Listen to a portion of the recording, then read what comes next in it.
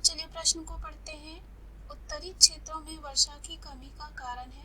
पहला है मौसम में परिवर्तन, दूसरा है भौमिक प्रक्रिया, तीसरा है वनापरोपण तथा जल ग्रहण क्षेत्र, चौथा है इक्वेटर के समीप वाष्पीकृत क्षेत्र में वन अपरोपण। तो आइए देखते हैं इस प्रश्न का हल क्या होगा।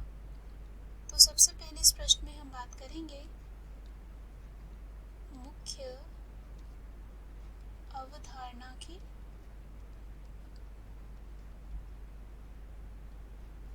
मुख्य अवधारणा इस प्रश्न में हमारे हो जाएगा उत्तरी भारत। उत्तरी भारत की बात करें, उत्तरी भारत में अनेक भौगोलिक क्षेत्र आते हैं, जैसे कि इसमें जो है मैदान,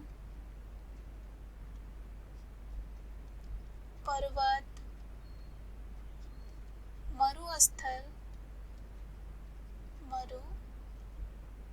मरुस्थल आते हैं। और ये भारत का उत्तरी क्षेत्र होता है। जो उत्तरी भारत होता है वो कह सकते हैं इसमें क्या क्या आते हैं, भौगोलिक क्षेत्र आते हैं। इसमें मैदान, पर्वत, मरुस्थल आदि सभी जो है मिलते हैं और ये भारत का उत्तरी क्षेत्र है। प्रधान भौगोलिक अंगों में गंगा के मैदान,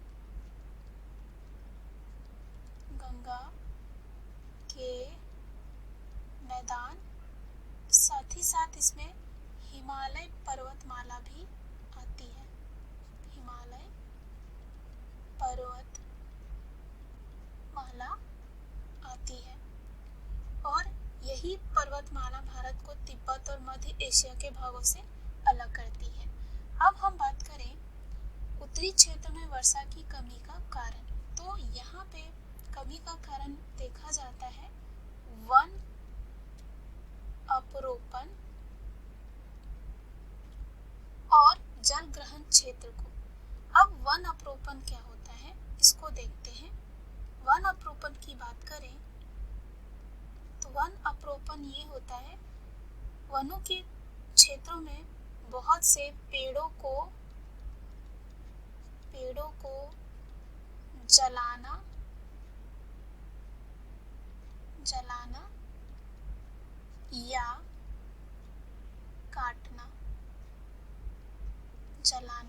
या काटना ऐसा करने के लिए कारण होता है।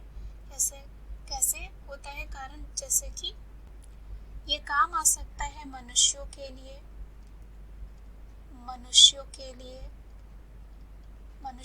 किस तरह काम आ सकता है, फर्नीचर बनाने के लिए, घर बनाने के लिए वो पेड़ काट सकते हैं जगह के लिए, और यहाँ पे भोजन के लिए भी, साथ ही साथ भूमि को चारगाह के लिए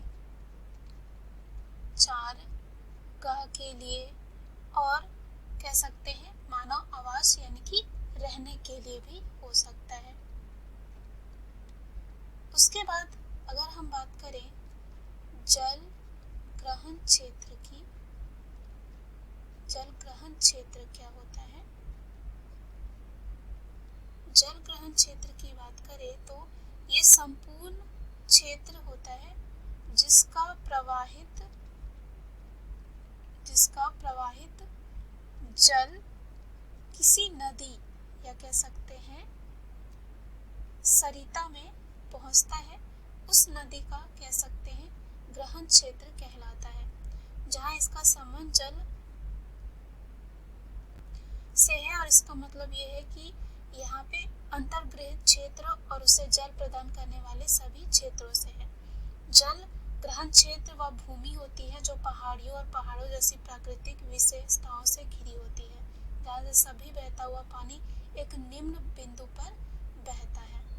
तो यहाँ पे बात करें जो वन अपरोपण और जल ग्रहण होता है उसकी वजह से उत्तरी क्षेत्रों में वर्षा की कमी होती है।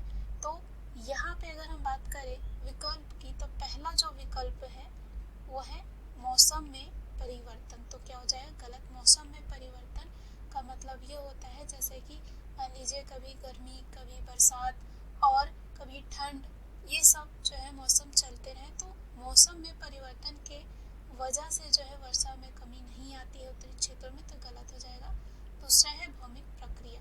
तो भौमिक प्रक्रिया की बात करें तो पृथ्वी पर जो भी प्रक्रियाएं चलती हैं उसकी वजह से कहा गया है कि वर्षा में कमी होता है, तो ये वजह नहीं होती है।